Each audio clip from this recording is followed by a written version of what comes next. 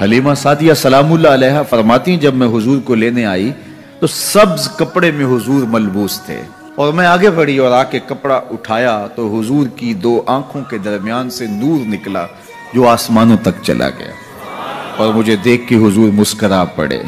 جب حلیمہ سعدیہ آئی تھی تو ان کے پاس کمزور سی اونٹنی تھی جو پیچھے رہ جاتی، آگے والی پھر رک کے ان کو شامل کرتی، پھر وہ پیچھے رہ جاتی، لیکن اب حضور کو لے کے جب چلیں تو وہ اتنی سریع رفتار ہو گئی کہ ہم جولیاں کہنے لگی کہ حلیمہ تو نے سواری بدل لی ہے؟